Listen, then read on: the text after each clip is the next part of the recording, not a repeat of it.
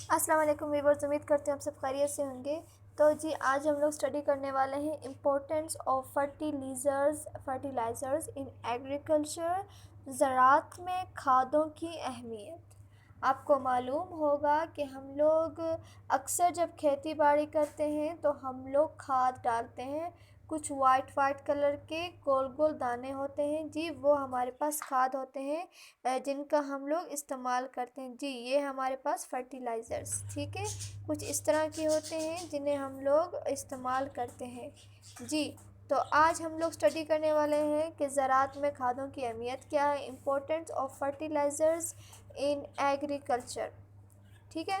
پودوں کی نیوٹرینٹس دینے کے لیے اور ان کی نشو و نما تیز کرنے کے لیے زمین میں جو مرکبات ڈالے جاتے ہیں انہیں فرٹیلائزرز یعنی کھادیں کہتے ہیں۔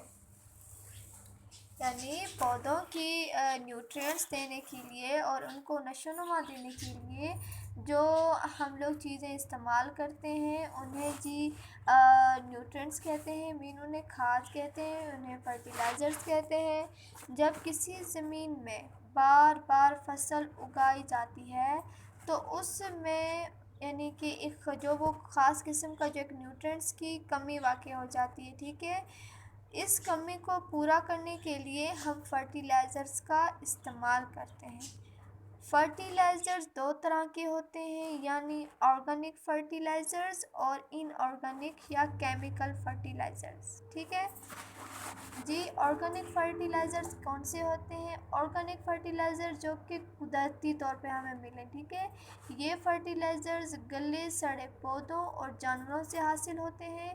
ان فرٹیلائزرز میں کیمپیوس یعنی کہ کمپوسٹ، مرغوں سے حاصل ہونے والا فضلہ، گوبر جسے ہم لوگ مینیور بولتے ہیں، سمندری گھاس، گوانو وغیرہ شامل ہیں، ٹھیک ہے۔ یہ جو آرگینک فرٹیلائزرز ہوتے ہیں یہ فرٹیلائزرز گلے سڑے پودوں اور جانوروں سے حاصل ہوتے ہیں۔ ان فرٹیلائزرز میں کیمپوسٹ، مرغیوں سے حاصل ہونے والا فضلہ، گوبر جسے ہم لوگ مینیور بولتے ہیں، سمندری گھاس اور گوانو وغیرہ شامل ہیں۔ آرگینک فرٹیلائزرز کافی عرصے تک زمین کی زرخیزی کو برقرار رکھ سکتے ہیں کیونکہ یہ بہت پیچیدہ ہوتے ہیں اور ان کی ٹوٹ پھوٹ میں کافی وقت لگتا ہے۔ آرگینک فرٹیلائزرز زمین کی صلاحیت کو بہتر بناتے ہیں تاکہ پودے اس میں بہتر طریقے سے نشو و نما پا سکیں۔ یہ فرٹیلائزرز جو ہوتے ہیں زمین کے پانی برقرار رکھنے کی صلاحیت میں اضافہ کرتے ہیں۔ جی جو نیکسٹ ہمارے پاس ہوتا ہے وہ انآرگینک یا کیمیکل فرٹیلائزرز ہوتے ہیں۔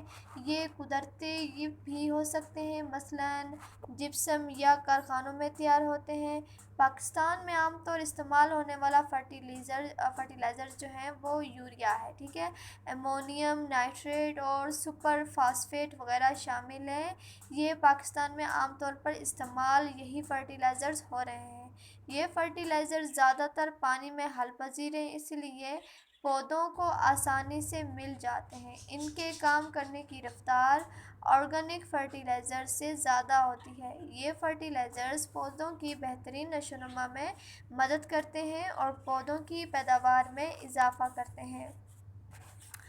جی تو یہ تھی آج کی ہماری ٹاپک۔ آج ہم نے آپ کو بتانا تھا کہ زراعت میں کھادوں کی اہمیت کیا ہے، importance of fertilizers in agriculture.